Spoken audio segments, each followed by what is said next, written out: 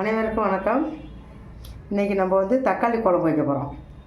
தக்காளி குழம்பு எப்படின்னா, தக்காளி கட் பண்ணி வச்சுருக்கேன், வெங்காயம், பச்சை மிளகாய், பூண்டு, தேங்காய், இது கூட ஜீரகம் போடணும், மிளகாத்தூள்லாம் போடணும். இது வச்சுட்டா எண்ணெய் ஊற்றிக்கலாம் தேவையான அளவு வதக்கிறதுக்கு. வெங்காயம், பச்சை மிளகாய் போட்டு நம்ம இது நல்லா கொஞ்சம் எடுத்து வரும்.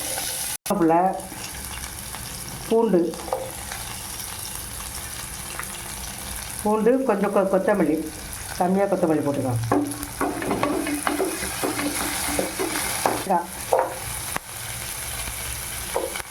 தேங்காய் போட்டுக்கோங்க.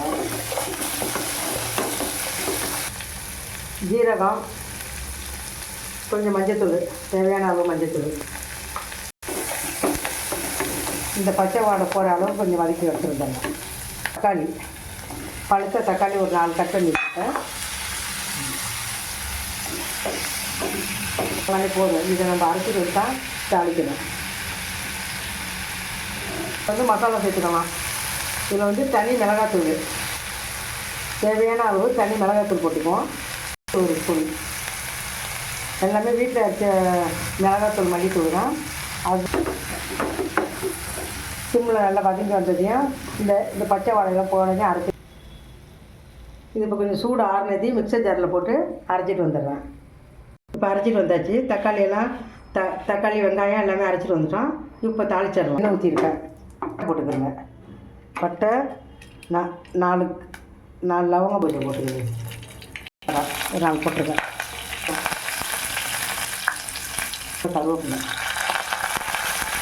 இந்த மிக்சியில் உள்ளதை இதில் போட்டுருவோம், ஜாரில் உள்ளது. எண்ணெய் பிரிஞ்சு வந்துருச்சு. இது ஜாரில் இதில் ஊற்றிடுறாங்க.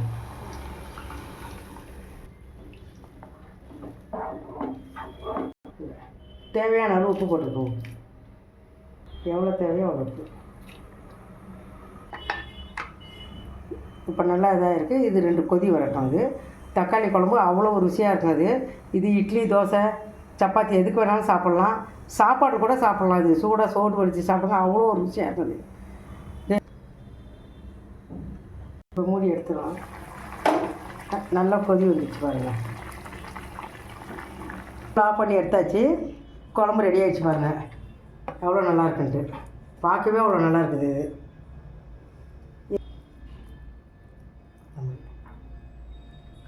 இது சப்பாத்திக்கெல்லாம் சாப்பிடுங்க. சாப்பிட்டுட்டு எனக்கு லைக் பண்ணுங்கள், எனக்கு ஷேர் பண்ணுங்கள், மறக்காமல் சப்ஸ்கிரைப் பண்ணுங்கள். எனக்கு உங்களோட ஆதரவு எனக்கு எப்போயுமே வேணும். நன்றி, வணக்கம்.